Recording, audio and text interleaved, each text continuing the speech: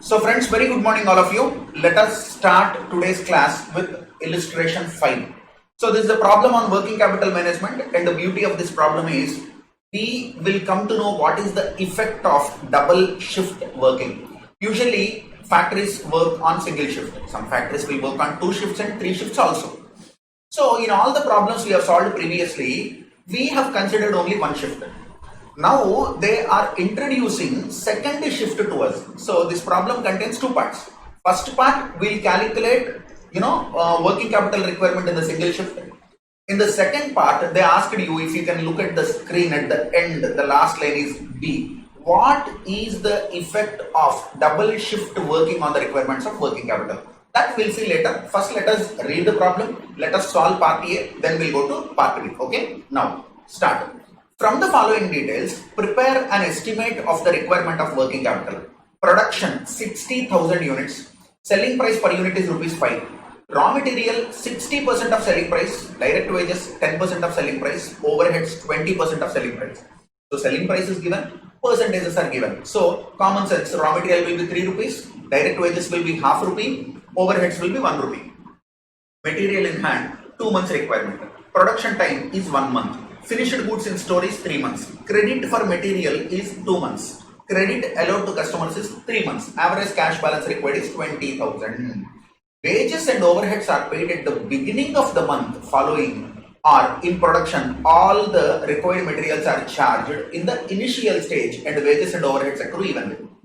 So there should be a full stop in between. Wages and overheads are paid at the beginning of the following month. Okay. Then following month in production all the required materials are charged. There should be a full stop. It is not oblique, that slash. Instead of that there should be a full stop. So wages and overheads are paid in the next month. That means 1 month arrears. When you are calculating outstanding wages and outstanding overheads, you need to take 1 month. In production, all the required materials are charged in the initial stage. Wages and overheads accrue evenly. This is for work in progress. When you are calculating work in progress, you will take 100% of raw material, 50% of overheads and wages. Okay, this is part 1. So now let us do part 1 first. So first we'll prepare a working note. First we'll prepare a working note. What is this working note? Cost structure. What is this working note? Cost structure. So I'll write particulars. I'll write percentage of selling price, and I'll write amount per unit, and I'll write total amount. So this total amount will be for 60,000 units. Okay. So in particulars we have raw materials, we have wages, we have overheads, total cost, and then we have profit, which is nothing but balancing figure. Then we have sales. So they said selling price is 5 rupees. So I'll take per unit selling price 5 rupees. I am taking it here. Then sales must be equal to 100%. So they have given raw material, wages, overheads percentages. What is raw material percentage? 60%. Wages 10%. Overheads 20%. So when you add 60, 10, 20, it comes to 90%, isn't it? 60, 70, 80, 90. So balancing figure profit will be 10%. So obviously this will be 3 rupees, this will be 0.5 rupees, this will be 1 rupee. So total, if you observe, it should be 4.5. Okay, and then the balancing figure profit is 5 rupees minus 4.5. It should be 0.5. Okay. So what will be the total cost? Total cost is equal to this 3 into 60,000. So it is something like per unit you have to pay 3 rupees, and you are manufacturing 60,000 units. So for 60,000 units, what is the total cost of raw materials? Multiply 60,000 into 3, 1,80,000. So similarly, we can do all these things. When you calculate, it is like this. These are the amounts. So this is going to be our working note 1. I hope you understand this. So look at working note 1. Are you comfortable with this? Then I will go to step 1, A answer.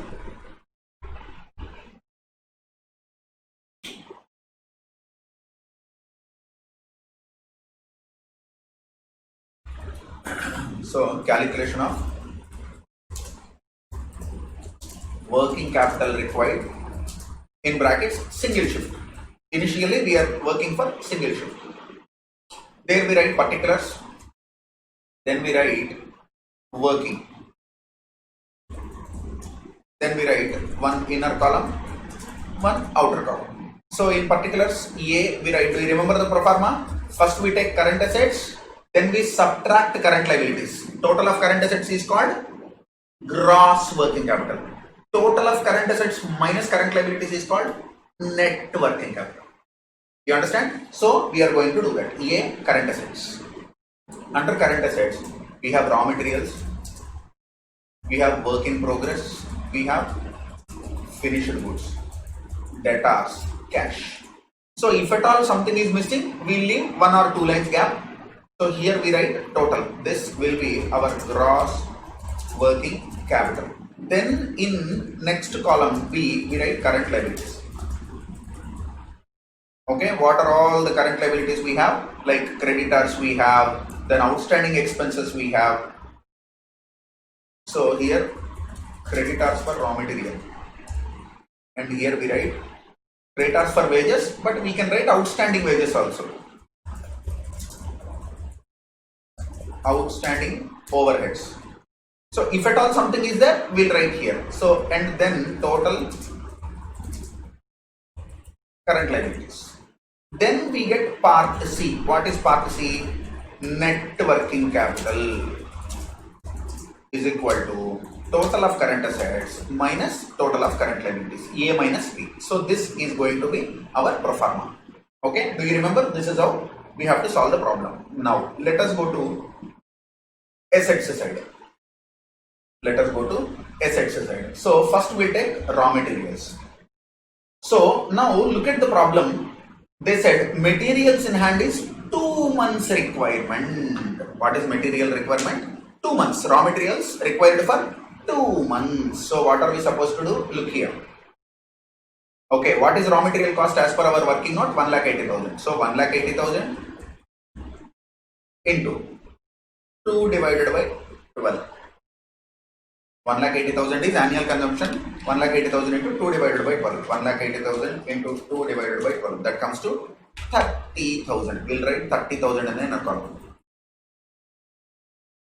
Okay. So raw material will be 30,000. Now, what about work in progress? They said production time is 1 month. So what is work in progress holding period? Work in progress holding period is 1 month. Work in progress holding period is 1 month. So how do we calculate work in progress? Now look here. Here they said 3 rupees is raw materials. No, I am taking 100% of raw materials, 50% of wages, 50% of overheads. So I'll take 3 rupees into, or you can take 1,80,000 also. 1,80,000 into 100%. How much it is? 1,80,000. And then 15,000, 30,000 I have taken. So if I add this, so this is 2,25,000. Can you tell me what is this 2,25,000? This is nothing but works cost to be used in calculation of work in progress. So we take 2,25,000 here. On that we apply 1 month. 2,25,000 into 1 by 12.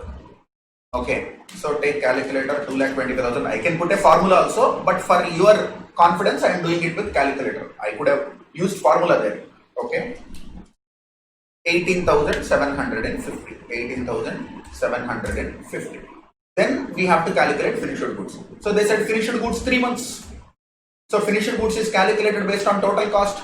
Total cost is 2,70,000. So 2,70,000 into 3 divided by 12. So 2,70,000 into 3 by 12. So that comes to 67,500. Okay. Then debtors. Debtors we calculate on sales. Sales is 3 lakhs. Okay. So what is credit period? Credit for material 2 months. That is creditors. Credit allowed to customer 3 months. This is for debtors. You need to be very careful. Okay. Even by mistake you shouldn't take in reverse. Creditors for material means our suppliers gave 2 months credit to us.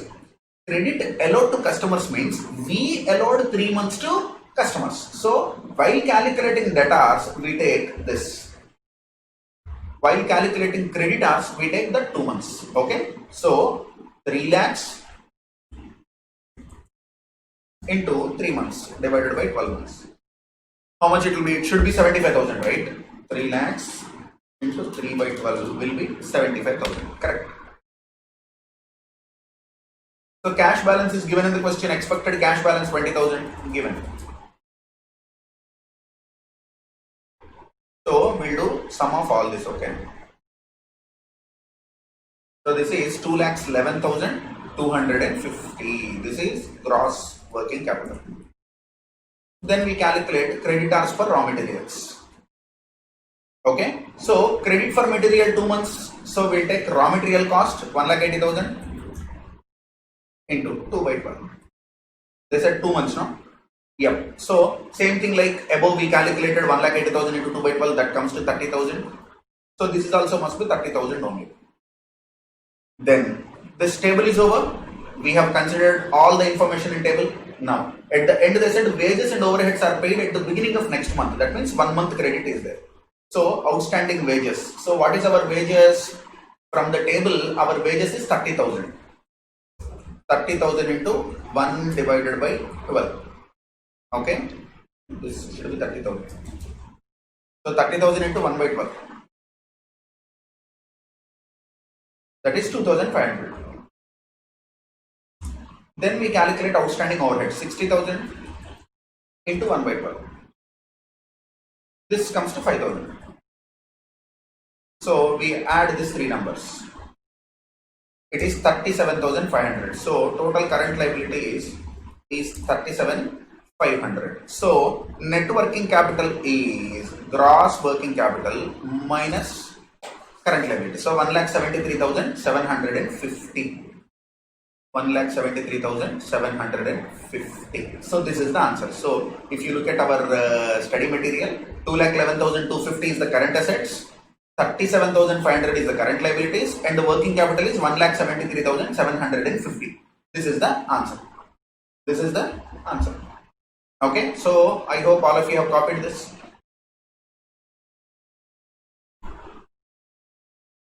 So put the heading double shift. Put the heading the effect of double shift. So first we'll write some notes.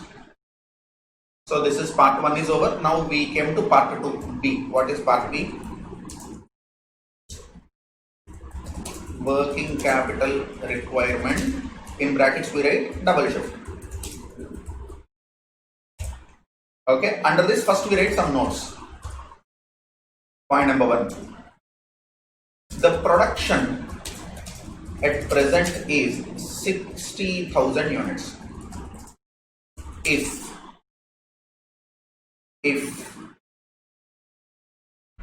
the factory works on double shift, the production would be 1,20,000 units. Common sense. So single shift you are producing 60,000 units. Double shift you will have to produce 1,20,000. No, it will be double into 2. So naturally all the costs will be into 2. All the costs will be into 2. So if my raw material is 100 rupees earlier, now it will be 200. If wages is 100 rupees earlier, it will be 200. If overheads is 100 rupees earlier, it will be 200. If production is 100 units previously, now it will be 200 units. Everything will be doubled. But there can be some cost savings due to increased scale of production. So previously we are using 100 rupees of raw materials. Now we are storing 100 rupees worth raw materials in my godown. Now I don't need to have 200 units of raw material.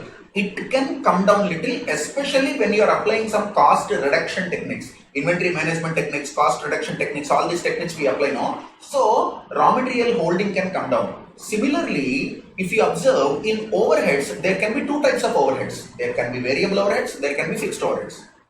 So this fixed overheads will be constant, whether you produce 60,000 units or 1,20,000 units, fixed cost will be same. So there will be a decrease in overall cost per unit in case of overheads also. Third thing is work in progress. Raw material 100 units will become 200 units, but work in progress will not become like that. Why? Morning shift, say you are doing 2 shifts, morning shift, evening shift. Morning shift, whatever leftover is there, that will be completed in evening shift. Evening shift, whatever the work in progress is there, that becomes opening balance for the closing balance for the next day. So work in progress will not be doubled, work in progress will be same. So first let me write all the notes and then I will explain you work in progress once again and then we will go and solve the problem. So note 1, what is note 1? Production previously 60,000, now it will be 1,20,000. This is our note 1. Now look at note 2, read this. Materials may not be required at double the rate. Due to inventory control measures, it may be taken as 2/3. So we'll write second point for materials. Okay, first point is for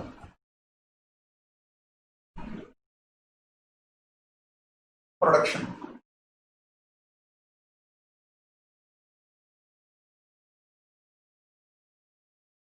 Second point is for raw materials.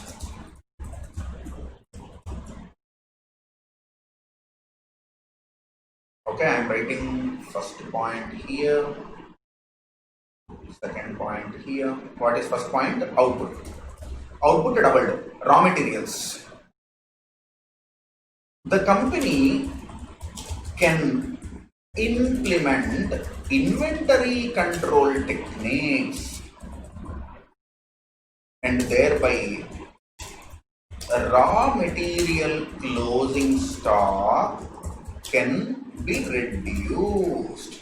Raw material closing stock can be reduced. Now we are assuming assumption. What is the assumption? What is the assumption? Single shift raw materials required is 30,000.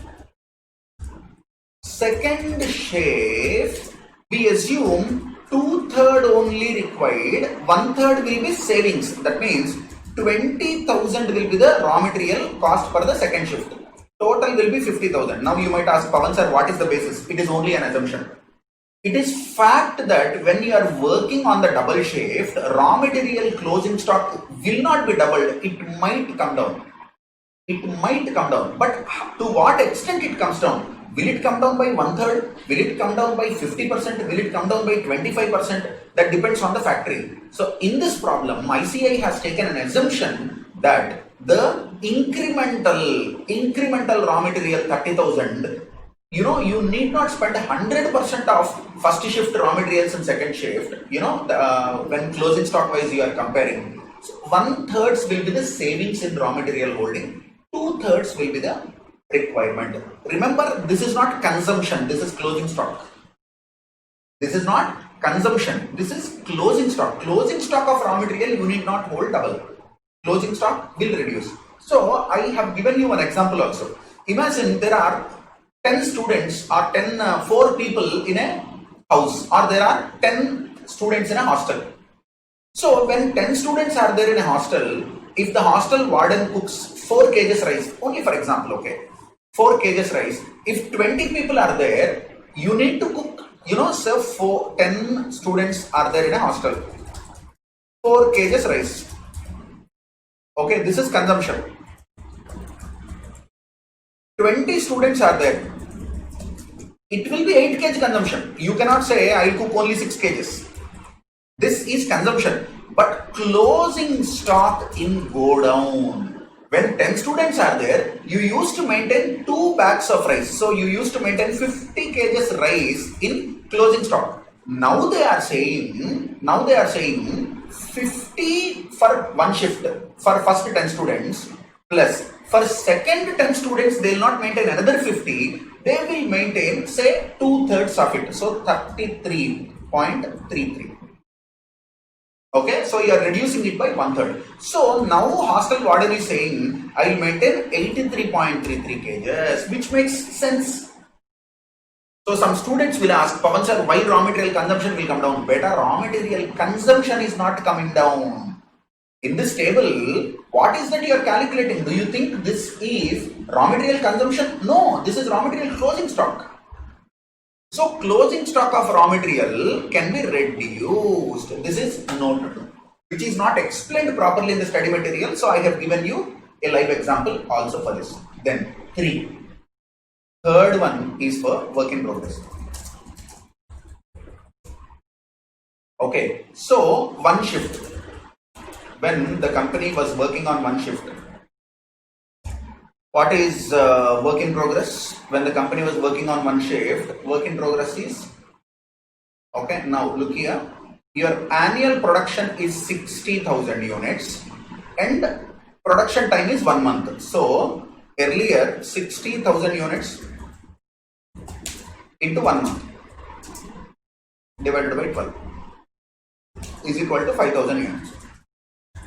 So when you are working in one shift, how much of, what is the quantity of work in progress in hand? It was 60,000 units into 1 divided by 12. That means 5,000 units on an average is work in progress. Double shift, work in progress will be 5,000 units only. So what is the note point here? Work in progress will not be doubled. It will remain same. It will remain same. Now student will ask, Pavan sir, why? Pavan sir, why? Now look here. The reason is production started in shift 1 will be ended in shift 2. So at the end of shift 1, there is work in progress. That will become finished good in shift 2. At the end of shift 2, there will be work in progress. That will be closing work in progress for next day. This is how you need to understand it. So for your better understanding, okay, look here. Again, I am giving you one very simple, small example so that you can easily correlate, you can easily understand this, okay. Now look here, see, this is your production process. Previously, say this is 31/3/2020. So this is balance sheet date. This is balance sheet date. So when you work on single shift, here 5,000 units. Here 5,000 units are X number of units are there. They are in work in progress stage.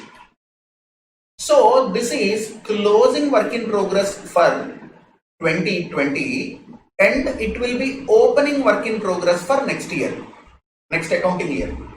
Here what is happening when you do double shift? Okay, this is shift 1. So shift 1 has 5,000 closing work in progress. This will not go to next year. This will go to shift 2. This will go to shift 2 because morning, imagine morning 9 o'clock you started till, say for example, evening 3 o'clock is your shift 1.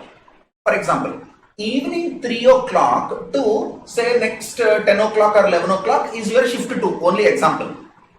So 9 to 3 some workers worked and they made up to one level, say the production is in work in progress. They will not give it to the next day, no, they will give it to next shift. So the first shift, whatever the work in progress is there, that will go to second shift and in second shift it will be completed. In second shift again work in progress will be there. Second shift work in progress will go to next day. You understand? So if you are working with single shift, this is the year, this is the process, this is balance sheet. So 5,000 closing here, this will become opening here. If you are working on two shifts, 5,000 first shift, this goes to second shift. It will be completed in second shift. Second shift again 5,000 will be there. This will be opening for next year. You understand it? So that is the reason work in progress will be 5,000 only. So there is no change in work in progress. This is third note point. Fourth note point, overheads. Okay, overheads include both fixed and variable components. Variable overheads will change according to production, but fixed overheads will remain constant whether 60,000 units produced or 1,20,000. Due to this, there will be a reduction in total overhead cost. Okay, this is common sense. Anyone can easily understand. Overheads includes both fixed and variable component.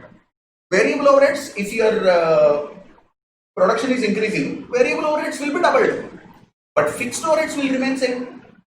Now the problem is, Pawan sir, in the question, they have not mentioned anything about this particular part of the overheads is variable, this particular component is fixed. They have not mentioned. That is where we need to make some assumption. So they made, fourth point, if you see, they made assumption. What is the assumption? 50% of overheads are assumed as fixed. So what is our overhead cost? If you look at our working note, our overhead cost, what is our overhead cost? 1 rupee. So they are assuming that this 1 rupee, 50% is variable, 50% is fixed. You understand? So 50% is variable is assumption. If it is given in the question, we will follow that percentage. If it is not given, I will assume. So 50% of overheads are assumed as fixed. So now what will I do? Overhead per unit is here. Overhead per unit is ₹1. Out of this, variable overhead will be 0.50. Fixed overhead will be 0.50. So when you produce 60,000 units, it is 0.5. So this will be 30,000. This also will be 60,000 into 0.5. This also will be 30,000. Okay, so 30,000 plus 30,000 put together is 60,000. So this is 60,000 is what we have considered here. Dekho, here we considered 60,000. So Pawan sir, how that 60,000 came? 1 rupee is the total overhead cost. I assumed 50 paise variable, 50 paise fixed. So total overhead cost was 60,000. Now double shift. Now let us take the double shift. So here it will be 1,20,000 units. Here it will be 1,20,000 units. So here it will be 1,20,000 units into 50 paise. So this will become 30,000 has become 60,000. But fixed cost remains the same. This 30,000 will not change because it is fixed cost. Now when you add the total, it will be only 90,000. It will be only 90,000. Now if you take the breakup, raw material, wages, variable overheads, fixed overheads, total cost, profit, then selling price. Okay, so what is raw material cost? 3 rupees. What is wages cost? 0.5 rupees. So all these I have taken from above only. But here variable overheads 0.5, that remains same. Why? 60,000 units, 60,000 rupees, 1,20,000 units. But my dear friends, fixed overheads will change. It is 30,000 rupees for 1,20,000 units. So this will be 0.25 only. You understand? So here we put 0.25. So variable cost is coming, fixed cost is coming down. So remember one thing, variable cost, total variable per unit, it will be constant. Fixed cost, total fixed, per unit, it is variable. It changes. So per unit here it is 0.5, but here it has become 0.25. Variable cost, if you see, total is changing, but per unit is 0.5 here, 0.5 here. This is the beauty of costing. You might have learned all these concepts in costing. Okay, actually, whatever I am teaching for the last 10-15 minutes, double shift, it is not FM, it is only costing. So your price is 5 rupees. So the profit, can I say, is 5 minus 4.25, 0.75. Actually, in economics, you might have studied large scale economy. Benefits due to increased production. This is the classic example. In economics, you might have studied theory. This is example. You understand this?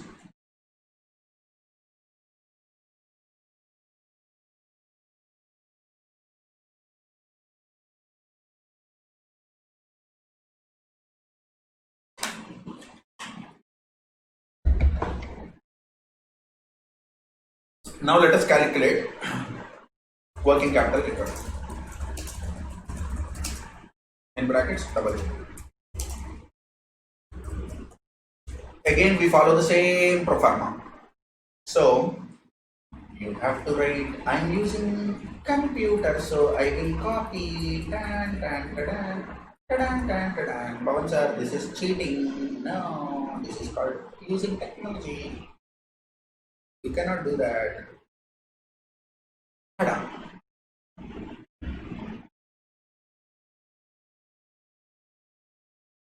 Okay, so these will remove.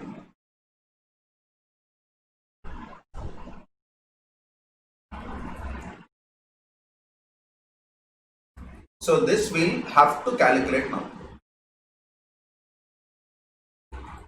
Can you try?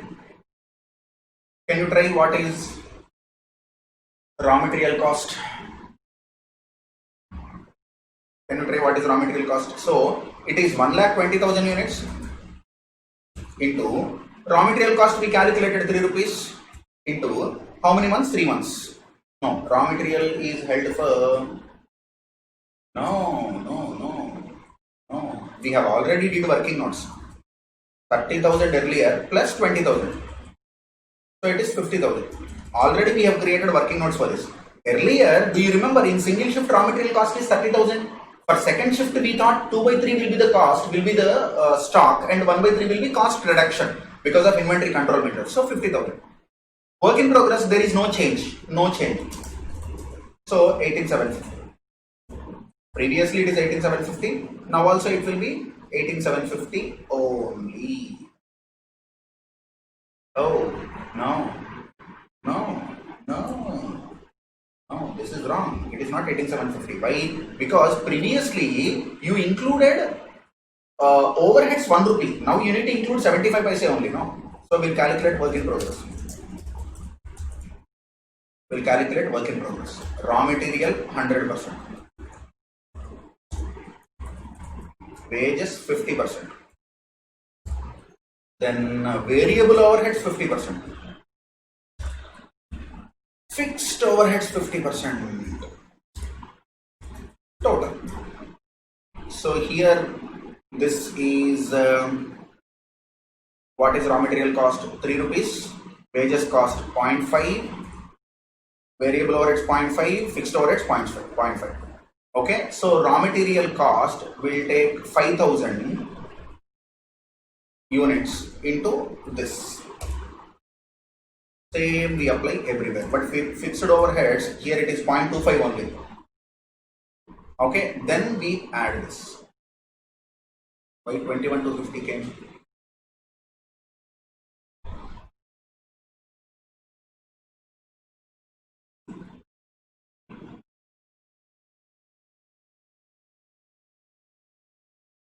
So in raw material we have taken number of units into 3, but in wages, overheads and all these things we need to apply 50% now into 50%.